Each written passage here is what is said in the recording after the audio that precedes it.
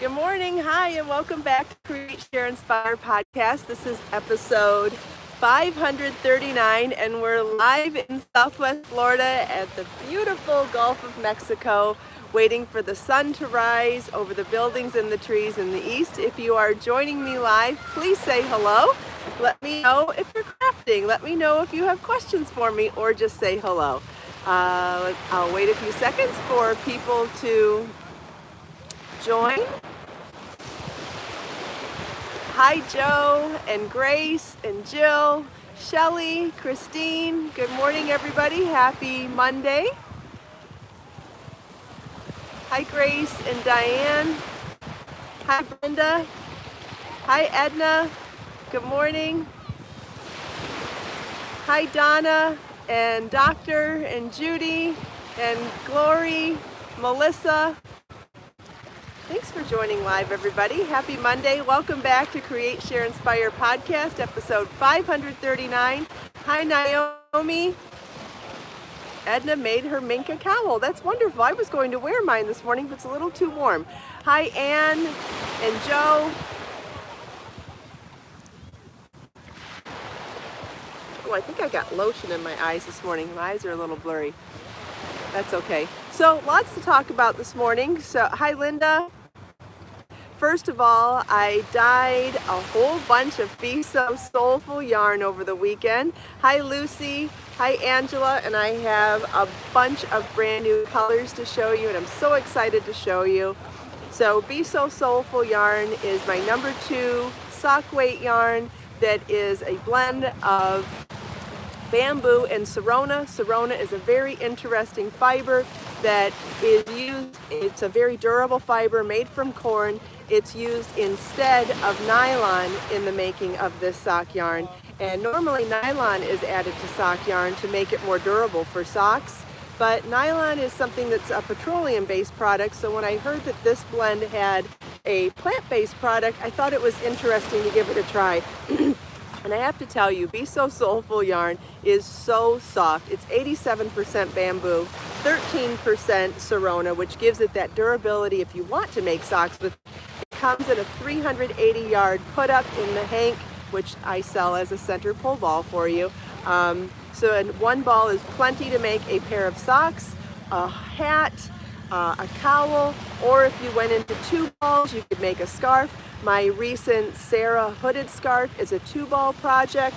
The cover poncho on our vest on Layers Knit is a 2-ball project, although that comes in sizes as well. But okay, let's just get started on the colors. This is Enchanting Jasmine, just a beautiful creamy white. Then we have Flaming Foliage, which has a brick red, a peach, a coral, and a raspberry pink. So pretty. I love this one. And then we have Mossy Shadows, which has like a mossy green, an olive green, some leaf green, and then a little bit of a blue green, almost like a teal in there as well. But it's mostly olive and leafy green. Very, very pretty. Be great for unisex projects or for projects for men. Then we have Deep Blue Sea, which has a teal blue, a sapphire blue, and some sky blue. Really has just a swirling of different classic blues in there. So beautiful. And this would also work really well for men or women, I believe. This one is called Deep Water Blues. We'll go over the names again. This one is called Calming Turquoise.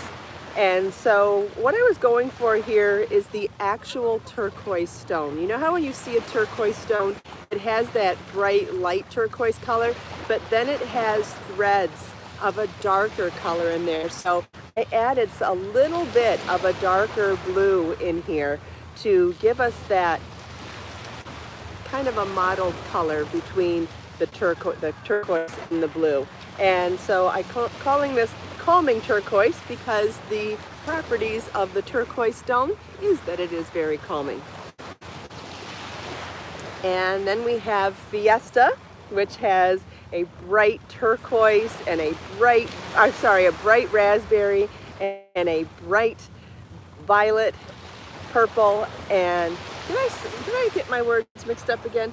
It has a bright raspberry pink, a bright violet purple, and then some like real subtle purple, like a lavender, lilac, iris kind of purple in the middle, like a blue violet in the middle. So between the bright violet and the bright raspberry, then there's a little bit of like a blue violet in the middle. So gorgeous, so bright and vibrant. Then we have Midnight, which is darker than Shale was. Not quite a solid black, it's a little more of a soft black, and it has little hints of colors within the black, but very, very pretty. Obviously, this would be excellent for unisex projects, men or women. Wonderful for socks too. Then we have Golden Horizon. How beautiful is this gold? We've got a few different shades of gold mixed together here with some bronze and some different golds, and it's just so, so pretty. Great for unisex projects, beautiful for socks or hats or cowls, anything. Funny, Marlon and I went to the sunset last night, and we saw one of those fiery fireball sunsets, and this is the color that the sky turned after the sun went down. It was spectacular.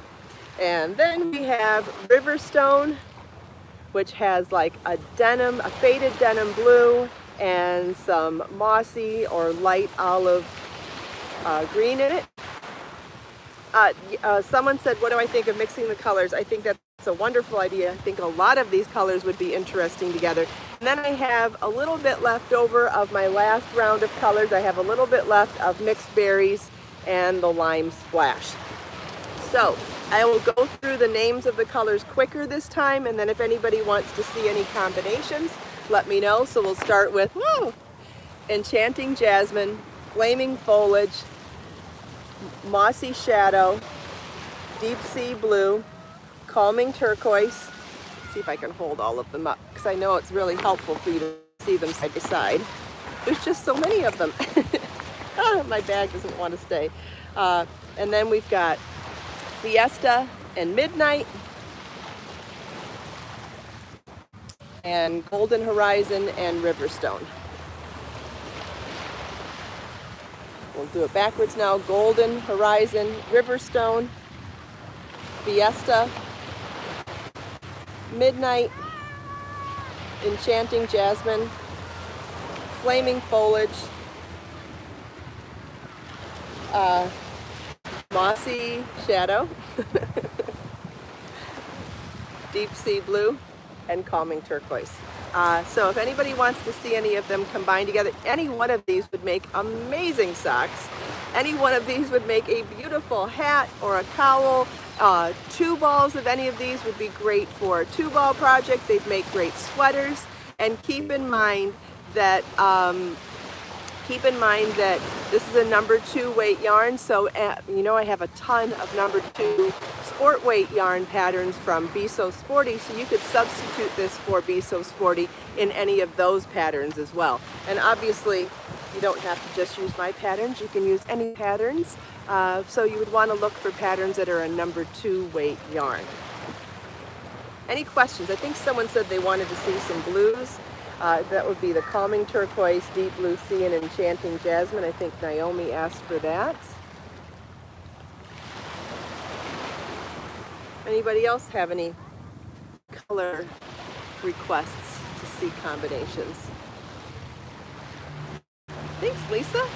I love all of them too. I don't even know where to begin. I'm so excited about them. And they're different. It's a little different vibe than I've done before for Be So Soulful Yarn, so that's exciting too. Hi Dave, good morning.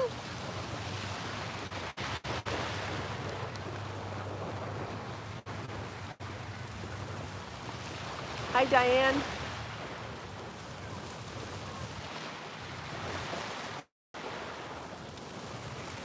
Yes, new year, new colors. Thank you, Sandra. Number 2 is a sport or sock weight yarn. Yeah, my towel is colorful too. You are right. My towel is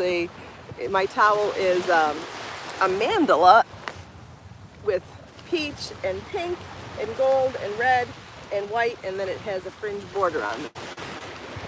You all know how much I love this towel. I snapped it up a couple, oh gosh, at least a year ago at Costco, and I've been using it every time I go to the beach ever since. In fact, I leave it in my car. I leave my tripod and my towel in the car at all times. How much is in the skein? It's 380 yards per skein, and I wind it into a center pull ball for you. So 380 yards of a sport weight or sock weight yarn is plenty to make a pair of socks or a hat or a cowl, and obviously anything larger you would need to add to that. So you would need at least 2 for a sweater, depending on what size you make. You may need 3 or more. For the most recent, do I think my scarf or my towel is safe in the car? I think so, yeah. What was I saying? Oh, the Sarah hooded scarf that was a new pattern that was recently released for 52 crochet gifts. You can find that pattern on my website in the new book or as an individual download. And it requires 2 balls of Be So Soulful yarn. I did that one in this color, which is mixed berries, but any of these colors would be beautiful as a hooded scarf. Many of these colors would be great for unisex projects or for men, for socks or hats or scarves. Does anybody have any other questions about this?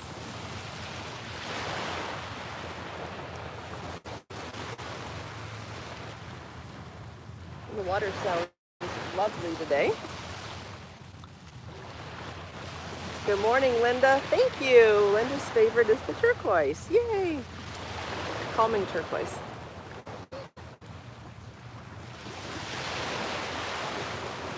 Yes, it is gorgeous on the beach today and very busy too.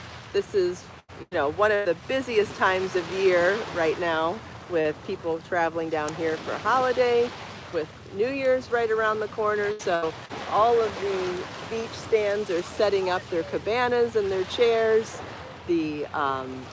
Lots of people walking this morning. Parking was jam-packed. I had to go into the parking garage this morning. But it's exciting to see so much activity down here. Look at all the people. I mean, for 8 o'clock in the morning, this is a lot of people. Look at in both directions. We got lots of people down here, and the birds are here, but you know why the birds are here, because they're getting fed by the people, unfortunately. But we'll try to forget that. What size is the yarn? This is Be So Soulful yarn, which is a number 2 sport weight, sock weight yarn, and it has 380 yards per 100 gram hank that I wind into a center pull ball for you. I just finished dyeing a bunch of new colors, and they are all listed on my website now. So if you want to order anything before I announce it later with photos,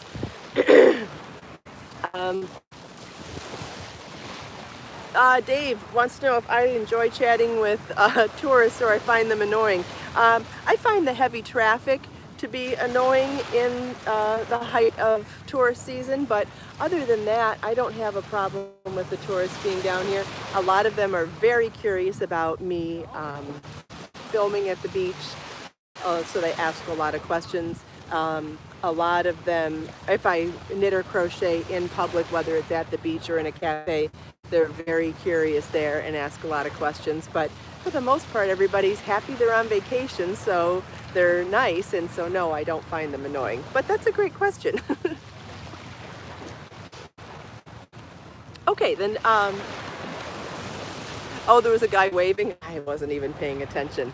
You know, after 2 years of doing videos at the beach, yeah, sure. I don't even pay attention. I don't feel embarrassed at all about filming in public anymore. Okay, so someone asked to see Riverstone Untwisted. We could do this with all of the colors. Yeah, they're just curious because I'm doing something that most people aren't doing. This is Riverstone Untwisted. You can see it has lots of that mossy light olive green and that beautiful denim blue. This would a great unisex color. You could do something for men or women with that one. I'm going to untwist all of them. I really wanted to get to talking about gauge with sweaters or with hats and yarn substitution, but if we don't get to it today, we can always get to it tomorrow. And this is Fiesta. So you can see we've got that beautiful violet purple, beautiful raspberry pink, and then some in-between color that is more of a blue violet. So vibrant and gorgeous. Wouldn't a pair of socks in this be so fun? It would be just so festive. That's why I called it Fiesta. It's a very festive color. This is Mossy Shadow. And so this one has some teal green and leafy green and olive green and mossy green. You know, I get so many colors in here because when I add dye to the yarn, I hand massage the colors together, and when you bring two colors together, you create a new color from where they touch, which I think is so fun to do. This is Mossy Shadow, then this is Midnight, and you'll see that there are a few little color variations in here. There's a little bit of a silver and a little bit of a mauve tone in there, but for the most part it's a very dark, soft black kind of a color. Not jet black, it's softer than that. Almost like a charcoal-y kind of a color. But does have a little variation in it too. You can see some of that variation in there now. Okay, and then we've got Flaming Foliage. This one's fun to see untwisted too. You can really see you've got that raspberry and the brick red and the peach and the coral. This would make really fun socks too, but it would be beautiful for a cowl or a hat or a scarf or anything at all. I mean, these would all make beautiful, they'd all make beautiful sweaters too. Knit or crocheted. So you could substitute this yarn for any of my number 2 Sport Weight Be So Sporty sweater patterns. This one is Calming Turquoise, and you can see it has lots of that bright turquoise that we love, and some of that darker shadowy blue color that reminds me of the veins that you would find in a true turquoise stone. So pretty together. Jane wants them all. Me too, but I have to sell them. I can't keep them all, but hopefully you all can get them and make beautiful things and share them with me. I love that. I love being able to see what you guys make with my yarns. It's so fun. This is Golden Horizon, which has, you know, some bronzy and some brighter golds, but absolutely beautiful. Gosh, this would be a beautiful sweater, hat, cowl. I would love to make a sweater in this color. This would be great socks too. And then we have Deep Water Blue. And here, untwisting it, you can see that we have a bright sapphire blue and a deep teal blue and then some sky blue mixed in. So beautiful.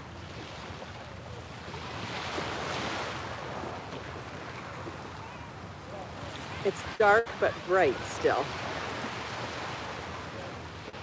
So beautiful. And then Enchanting Jasmine is just that creamy, luscious, creamy off-white. And then we have Lime Splash.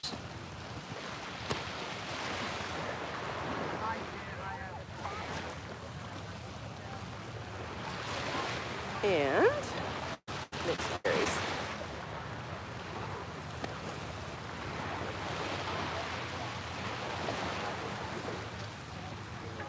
All right, does anybody want to see any color combinations together? I'll wait for any requests one more time, and then we'll move on to talking about yarn substitution and pattern modifications with hats. Been getting lots of questions lately about different hat patterns that Lisa sees 4 she wants. Wonderful. So there'll be photos on my website later today, and I'll be making an announcement publicly about the new colors then. But if you all want to grab any of these colors before it goes public, I've already listed the colors by name on my website. but no photos yet, so you're the only people that know what they look like, so that you do have the chance to order first. Dave's seeing food references. Maybe you're hungry, Dave. I worked a lot on recipes this weekend too. Did a lot of meal prepping, so hopefully I don't have to cook as much this week now. Who decides the color of the year? I think Pantone does. I'm hungry too, Dave. It's okay. Yesterday I made a recipe for rainbow quinoa salad, calling it rainbow because I added vegetables to the quinoa from different colors of the rainbow. It turned out so pretty, and that's what I'm eating as soon as I get home from the podcast this morning. Can't wait. I meal prepped it, so I've got dishes ready to go, and so excited to go eat it when I get home. I can't remember if I've released the recipe yet or not, but it will be released later today. Either way, one way or the other, you will get the recipe soon. And that's on the Glam Chrissy blog, which you can get linked to from on the front page of my website. I try to be organized, Barbara. You know, I work so much that I really try to fit everything in and try to multitask as much as possible. I don't know, just doing my best. All right, I think everyone's done talking about the yarn, so let's move on to talking about hats. Because lately I've been getting a ton of questions on old hat patterns and old hat videos. I love this pattern, but how do I get it to fit my head? Or I love this pattern, but I want to use a different yarn, so how many stitches do I cast on? Or how many stitches do I need? You know, whether it's a knit or crochet question. And making a hat is super duper simple. You want to take your head measurement, or look at one of my guidelines. I have a few charts written on my website, or definitely on my Pinterest page too, where you can see what the sizes are, the general sizes are for people that you're making hats for. So I have it listed from baby to adult men. And what you want, that size measurement is an average, right? If you want your hat to be snug, you may want to reduce it an inch. If you want a slouchy hat, you may want to increase it an inch. So let's say for a 20-inch hat for an average woman, I don't think that's right. I think it's 22 inches. Anyway, I like my hats to be a little snug sometimes, so I will move it down to 20. And then if I wanted it slouchy, I could make it larger than that. So what you want to do then, so whether you're measuring it or using guidelines for what size to use, making a hat is super simple. Whatever your gauge is for the stitch pattern. So if it's a 1x1 ribbing in a knit pattern, or it's double crochet in a crochet pattern, it does not matter. Whatever your gauge is, however many stitches to the inch you get, you multiply that number by the number of inches that you want your final circumference to be, and that's the number of stitches that you need to cast on for a knit hat, or the number of stitches that you need to have around here for a crochet pattern. Does that make sense, or who has questions about that? So basically, if the pattern says to use a chunky a bulky number 5 yarn, and you want to make it in a number 3 DK weight yarn, you need to do a gauge swatch of the stitch pattern that's used and adjust the number of stitches you need accordingly. You need to, it's definitely going to take a little bit of math, but it is totally doable, and you simply just need to multiply your gauge times the inches that you need. So if you want your hat to be 7 inches long instead of 10 inches long, you need to figure out how many rows that is based on your row gauge. So let's say let's say your stitch pattern, when you do a gauge swatch, is 5 stitches to the inch and 4 rows to the inch.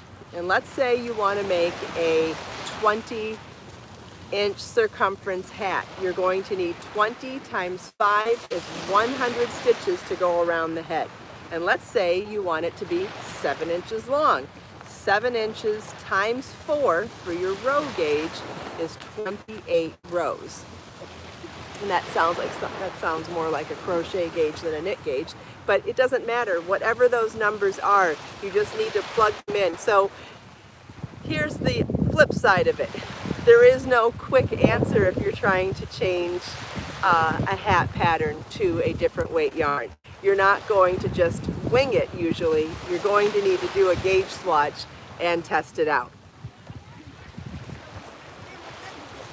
because the numbers are going to be a lot different. Now, if you're doing something that's a similar size, that's when you could try to wing it, but if you do, you still run the risk of it not working out, so it's always better to do a gauge swatch. Now, if you're doing a scarf, obviously it's nowhere near as important. Anything that's not sized, it's not nearly as important to do a gauge swatch first.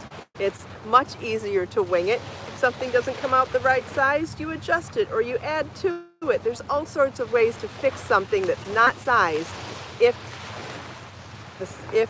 the piece doesn't come out the right size. But when you're making something that has to be sized, a sweater, a hat, socks, it's really important that you do a gauge swatch so you know what your stitches per inch and rows per inch are, because that's the only way that you can adjust from the pattern or follow the pattern to make sure that your projects turn out the right size to fit. Those are the two important words here, to fit. If it's not going to be fitted onto a three-dimensional shape, gauge is not nearly as important, but if it's going to fit onto a hand, onto a foot, onto a body, onto a head, then if you're substituting yarn, then your gauge is really important. It really is. Does anybody have any questions about that?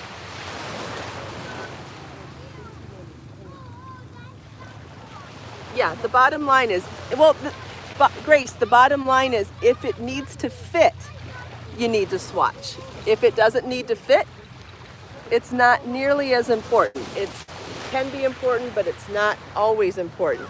But if you need it to fit, it is extremely important, and it can be a colossal waste of time if you don't swatch. So I know a lot of people don't want to take that hour or 30 minutes or whatever to do it, but taking that 30 minutes or hour to swatch and measure could save you the 30 hours it takes to make something or the 15 hours it takes to make something, because God forbid you made it, doesn't work out, and you have to unravel the whole thing. That's worse, in my opinion. Yeah, doing a gauge swatch. Yes, and blocking the swatch. That's the next component. When you're making things that you're going to wear, they are things that are going to need to be laundered, right? If you wear something, it gets dirty. What do you do when it gets dirty? You wash it in water. How yarn is affected by water is an important part about gauge, especially when it comes to doing things that you knit loose or tight, or crochet, knit loose or tight. How it is affected by water can greatly affect the gauge. So let's say you make something to fit. Great, wonderful, you go to wash it the first time and it gets huge. Well, that's because it was greatly affected by water, and you didn't know that because you didn't wash the swatch. So anything that's going to be worn will eventually need to be washed, so it's really important. I just can't get out of the sun. We'll try this way instead. Every time I try to turn, I'm still in the sun. There, that's better. Okay, where was I? Yeah, so, and if something's going to be worn, it's going to need washing, and if it's going to need washing, it's going to get wet. So knowing how your stitch work is affected by water is really, really important in deciding what your gauge is. So you make the swatch, you wash it, set it flat to dry, and then you take your measurement from there.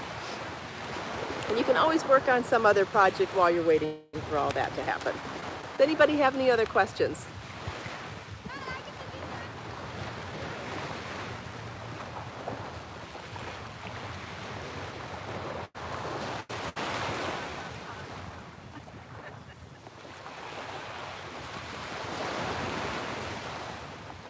I don't see any other questions. All right, so quick recap of today. I showed some brand new colors of Be So Soulful yarn. You can find it on my website. I will post a link in the comments here when I get back to my office to show you where you can buy all of these gorgeous colors of Be So Soulful sock yarn. And they are available for purchase now. And I will be posting photos and publicly releasing it later today. So if you want to grab any colors before they possibly get sold out, now would be the time to do it. If you need any help finding the link to that, let me know. If you have any other questions about substituting yarn, swatching, blocking swatches, or modifying hats, please leave them for me in the comments when this goes recorded, because it'd be really great to take those comments and maybe keep this discussion going further on another day. What was the single most influential thing I did to grow my channel? I'm assuming you mean YouTube channel. I think this, I tell Marlon, I'm trying to help Marlon grow his YouTube channel right now, and he's been struggling, which I assume someone else is too, if they want to know what my most successful tip is, and that is being consistent. When you are consistent and people know what to expect from you, you become more comfortable. The people become more comfortable with your content, I think.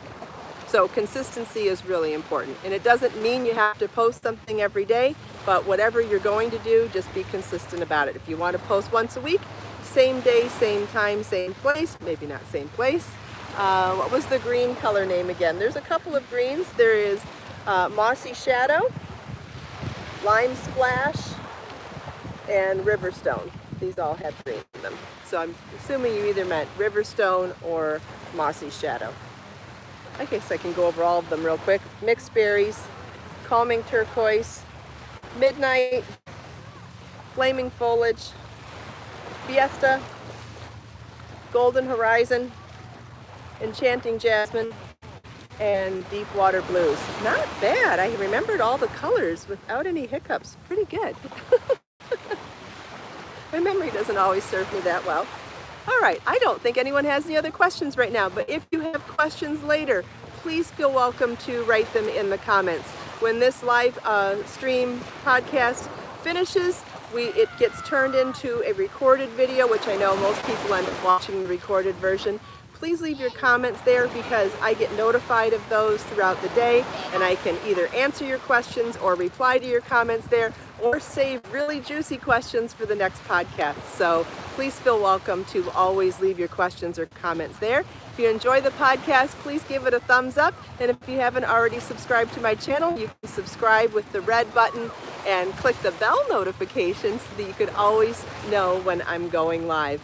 Thank you all so much for taking time out of your busy day to spend a few minutes here with me. I hope you enjoyed the beach, the sunrise, the show and tell of the brand new beautiful colors of Be So Soulful yarn, our conversation about modifying hat patterns and swatching. If you have any questions, please let me know. Let us make time to create, share, and inspire today and every day. I'll see you next time. Bye.